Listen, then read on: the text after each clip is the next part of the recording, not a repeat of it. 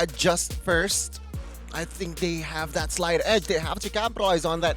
RRQ shown that they are able to adjust within game and also outside the game. I need to see that as well from Yudu. You know, it actually poses the question. It brings us to the question whether or not the absence of Naomi and Zaya have affected RRQ. I'm not sure. Honestly, I'm not sure because It's too early to tell. Yeah, they still doing well using Rave as the assistant coach there. Yep. Yeah, I think they're doing well, right? I mean, if you really think about it, that means you can't speak in Bahasa, so no problem in communication. Perhaps they were able to capitalize that. But yeah, overall here, I mean, Chipuy, he's a great player. He's a great roamer, great change of role as well. But I still need some more oomph from him. So let's go straight into the drafts here for game number 1 between both of these teams. It looks like the Yudu Red Giants are going to opt for first pick, RRQ with the second. And it looks like they're taking a little bit of time here. Fanny is going to be respected, taking away from Fursic. They're still realizing that he does have the potential on an assassin. And that is what Fursic was known for back in the day when he was popping off. And Fursic, last time, he picked up the Granger, and the Granger was so heavily bullied. Is Granger still a viable choice to put in the jungler? It can be. I think it depends on the draft, depends on the gameplay that they want to play, right, Goni? Yeah, I mean, it's all about the composition. And regarding the emblems and talents as well, like Colios, it's with Granger, you can, mix and match to your play style. But now take a look at Yudu. It's clear. Their game plan is to target ban Fursic. It's something that Coach Ark is trying to cook up here.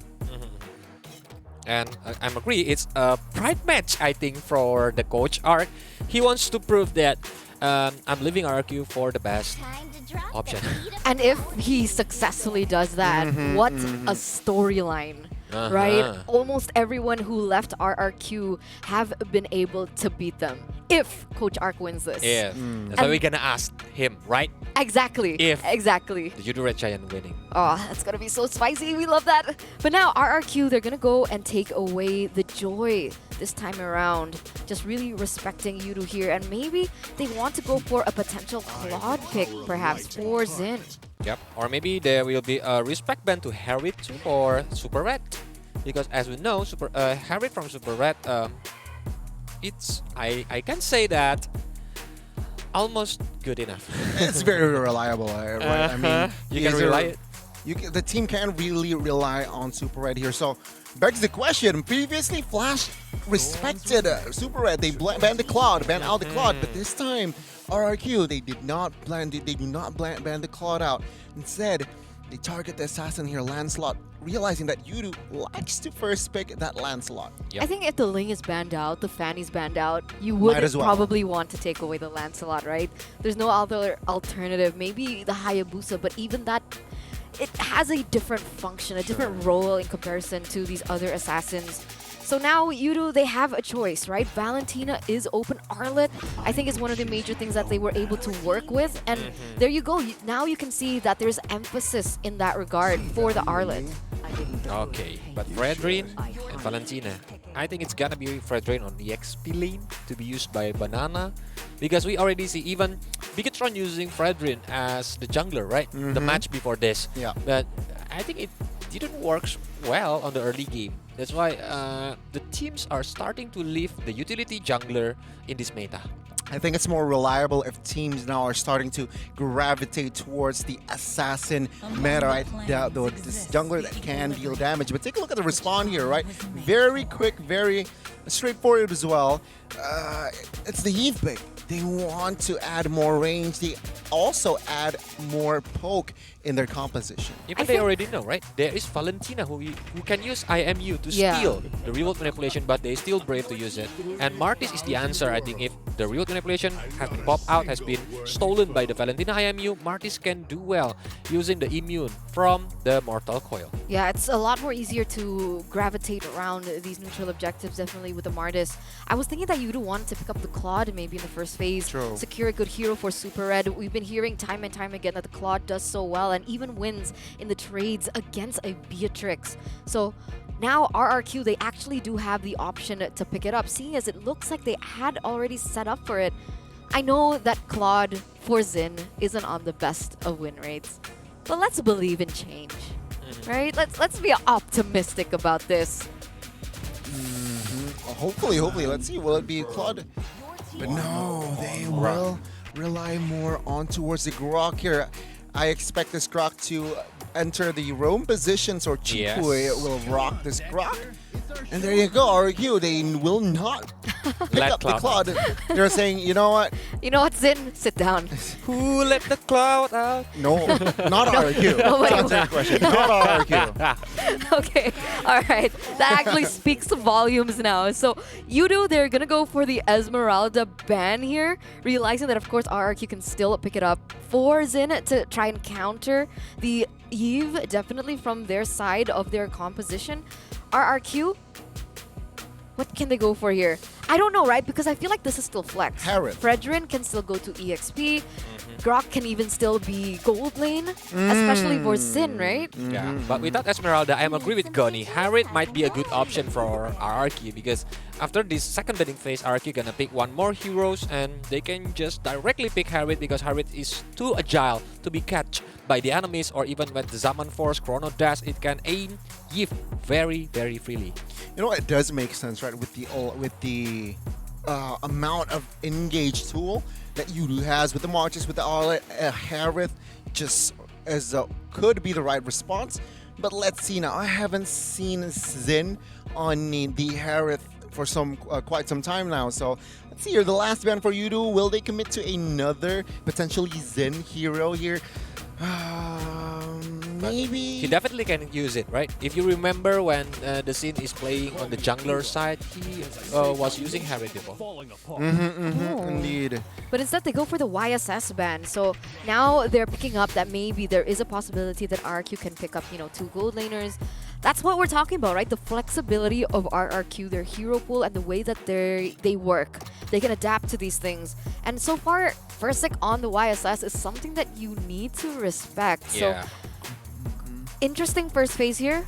We're coming now into the second phase. Leo stole my phone, but that's okay. We're just going to continue once Granger? again. I think this might be a Granger game Yeah, here. I smell Granger too. I because don't like Granger against the Martis.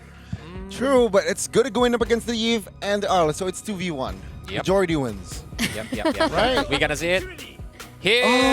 Oh, it's the 30. Hayabusa. Yep. Hayabusa is a quick hero, a giant hero who can use the Quad Shadow to get into the back line. And Martis gonna facing a hard time to catch Hayabusa if the Hayabusa HP still have much, so the decimation cannot be popped out by the Martis. Yeah, Well, Yudo now has a chance to pick up the Ruby.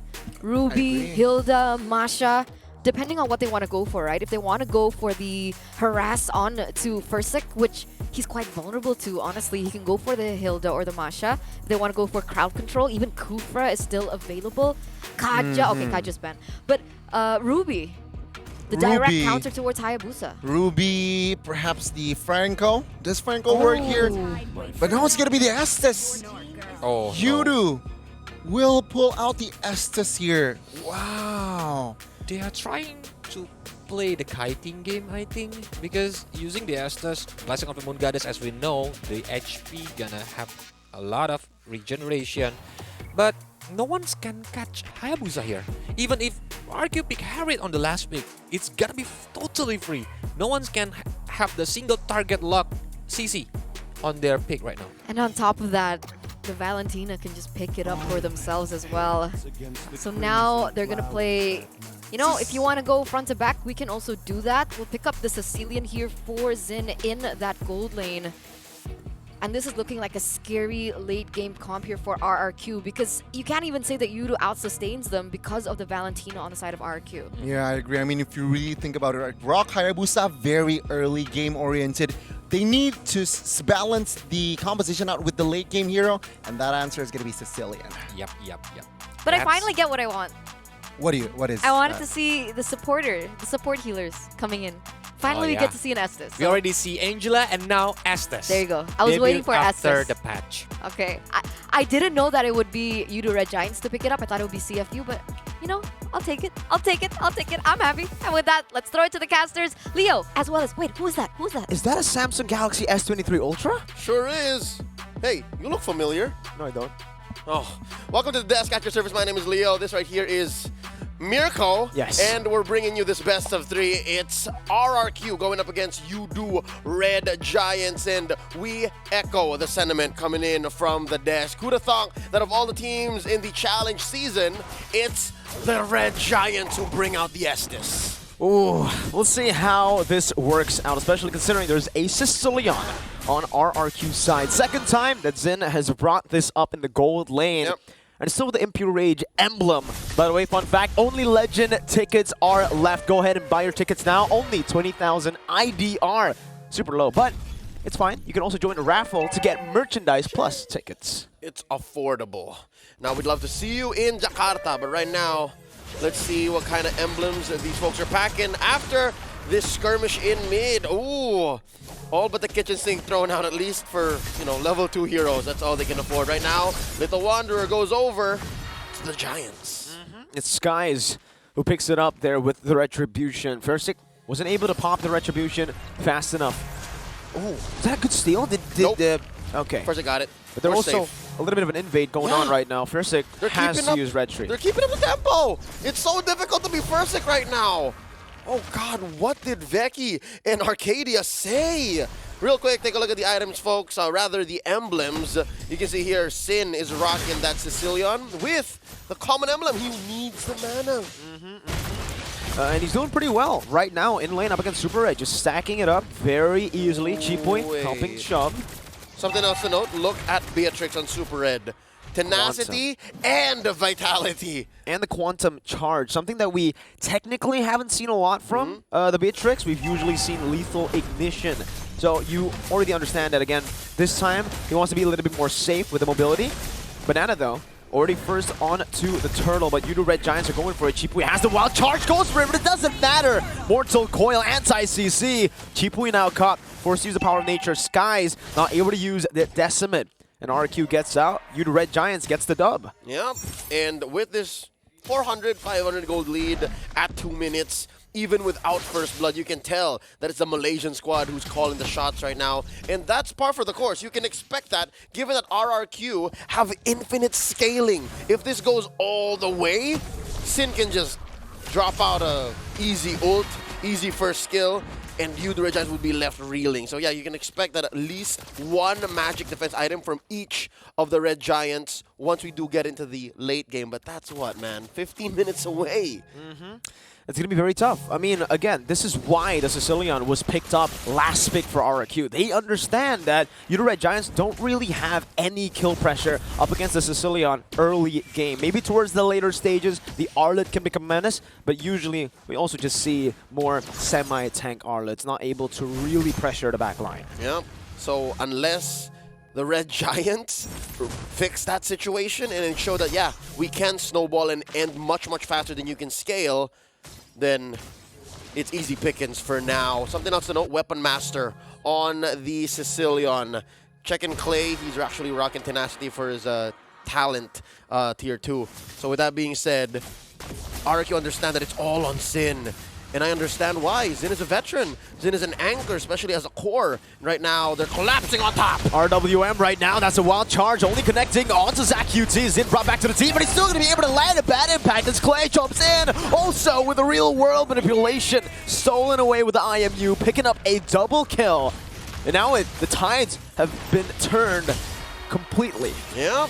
I mean, it's one thing to dive when there's a lot of you there, but when you're underneath the gold lane tier 1, that's 25% damage reduction. Exactly. Your hits are hitting for a fourth of the damage. It's so hard to get a pick off. Now Cheapway very low. Turtle goes over. It's a fair sick. Picks it up with a retreat. That was free. No Skies to follow it up there.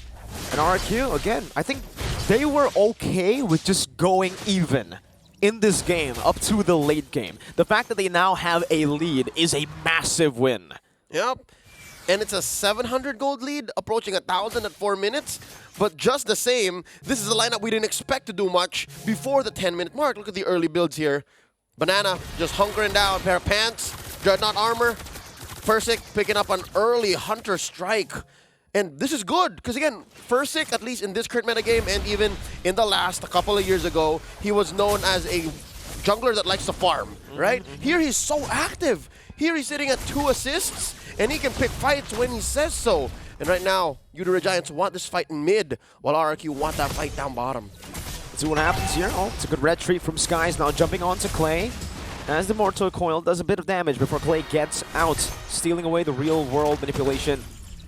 Both teams have sent a few of their members into the mid lane to prevent a fight, but here Arlit going in actually with a vengeance on to Fursic. Fun fact, Season 7, Fursic was known for his marksman junglers, but in Season 8, his Hayabusa. There you go. So this is in his arsenal, regardless of how the meta shifts. Something else to note, Fursic is rocking a Master Assassin as his Tier 2 talent, so he does want these isolated plays. So best believe if you pick a fight with his Hayabusa, he will most likely oblige. All this while, Skies is actually building towards a Martis that is very reminiscent of the old patch. He's built himself a pair of tough boots, he has Molten Essence, and he's going towards a Brute Force breastplate after a casual Fury Hammer. So it's interesting to see what Udora Giants are wanting to do here. Cheapoy, forced to use his flicker, gets out. Oh, that's a sandwich maneuver though. Skies is going in. Zen forced to use the Bat Feast here, getting a little bit more movement speed, but it gets brought back to the team. Skies still able to find a decimation in the back. Cheapoy gunned down by Super Red, finding it as Clay is unable to get that range down on to Super Red. Now, siege potential for Udora Giants, but Banana is able to just frontline for Clay to clear it out. Go just now. Has the flicker, that's the final slash. Clay answers with the flicker as well. Now, Banana getting pancaked, technically. Banana, though, jumps in with a taunt. He should die here. The Beer's Passion to take him down. Too much for Banana to have expected to survive that.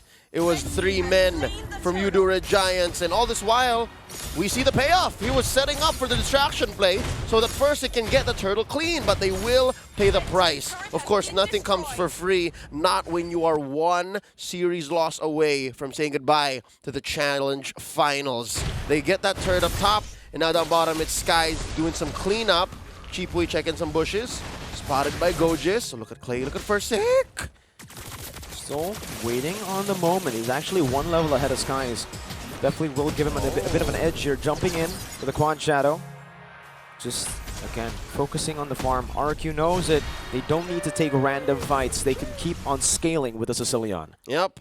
Unless they're ready, unless Zin and Fursic says it's go time, we can't expect much from Cheapoy. He's going to actually play much like a bouncer, an enforcer, a guardian, instead of committing his flicker while charge. Actually, if anything, it's gorgeous. I'm expecting. Now they break out. Beautiful final slash into the real world manipulation, but Clay responds with it as well. Nibiru's Passion, though, melts him down. Cheapoy gonna be kited away as the Blasting of the Moon Goddess gives him the HP to do so. Even in the back, the bad impact does nothing. Shadow kill, but Super is able to flicker out. Now it's Fursic who gets collapsed on, and Udora Giants, they come alive in the 8th minute of the game.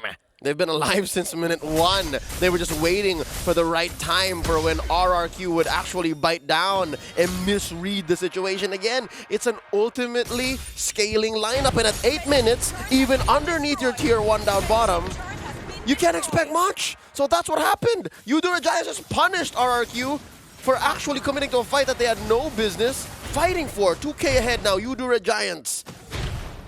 Jeopardizing bottom lane. That's a lane that could be farming up for Zin, because mid has been taken down, top as well.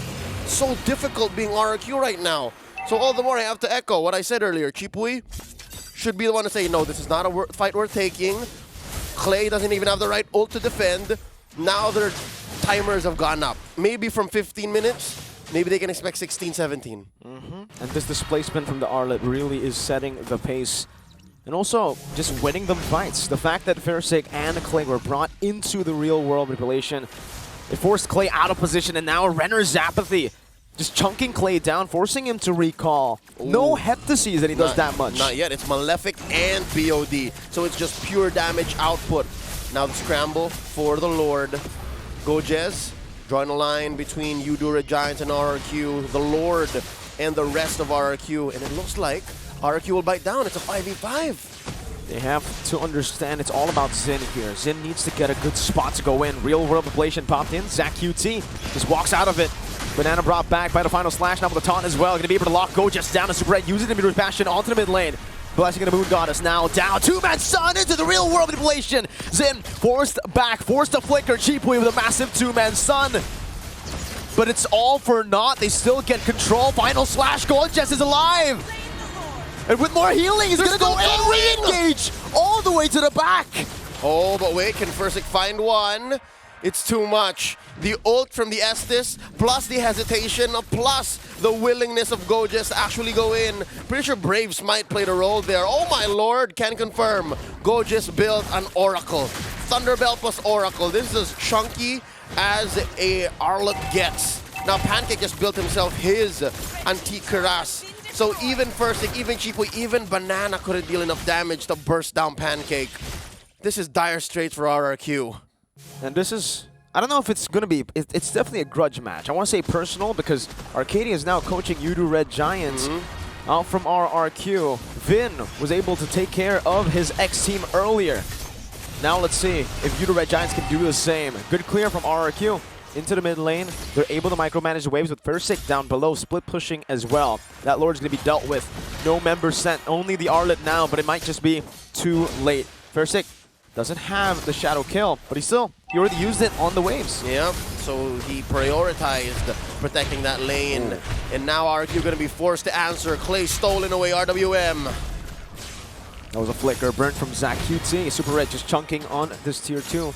He should still be able to take it down now with a lot of pressure that they have. But it's still just, no, they back off. They want to play the discipline route. They want to go for the next Lord. They know they have the lead. Fursic spotted here by Gojez, forcing out a quad shadow. Zach Cutie pushing away Clay and Chipui. And yeah, no, I gotta say, Super Red has bloomed. He has blossomed in SPS. Had a struggle in MPL Philippines Season 11. Got benched for a good time, and now as an import, he is just calling the shots, quite literally and figuratively. And right now, the play seems to be collapsed down on the bottom lane. Okay, good final slash onto Zin. Now Render's apathy charged up. In the back, there's a lot of damage placed down by Skies, but Zin is still able to just kite away in the back. Gojez flickering out of that situation. They've got what they sought out for, the tier 2 in the bottom lane. Yep, so the map is shrinking. And what happens here with Udara Giants, I assume the plan is, as soon as the game gets slower and slower, they're going to freeze the lanes. And when that does happen, they're going to force Sin to actually venture out even more to get more stacks. And what that's going to lead to is RRQ not scaling up to the time and to the place and the tempo that they want to be to get that clap back to rubber band. So yeah, Udara Giants continuing to take control here in the mid-game, waiting for this Lord coming up. 20 seconds. I wonder what Chipui and Fursic are planning. Ooh, they're taking control of that Y-bush. Seems like RRQ are again just trying to slow the tempo down. They do not want to go for these random fights that Udu Red Giants have been forcing on them. They've been grouping up. They've just been in front of their faces. Again, just forcing RRQ to take these fights. And Gojez, his final slash literally displaces them so that they need to take it. Yep, and here he is again playing footsies with Banana. Udu Red Giants with the pull. And Zin still not quite up to snuff just yet. Look at Clay. There's the secured Lord. And RRQ, as they should, just backs off. They have a Yve and a Sicilian. They can't afford to lose Lords. The thing is, Fursic has been able to take a few turrets up top there, taking a tier 2 as well. Bottom lane, it's quite low, so split push is definitely still something that RRQ can look to go for. Yep, and he's built for it, right? He has the extra movement speed via his talents. And he has the quad shadows to go through walls in case it gets dicey. And with Udu the Giant sitting at about 4,500 gold ahead at 14 minutes. Luminous Lord crashing through up top. Oh Lord! The damage coming from Udu the Giants. I can expect at least one inhibitor going down. No heptacies, yet he does that much damage. Super Red just showing his level here in the 14th minute of the game. Top side going to be cleared out. Shadow kill used up in the mid lane. The kill threat is now gone. Udu Red Giants can push the pace even further. Banana with a taunt. Knowing Skies doesn't have the Mortal Coil. Sanguine Claws, the Bat Impact to win a lot now. It's building up. Zen still stacking. I wonder how many stacks he has now. Versik, whoa.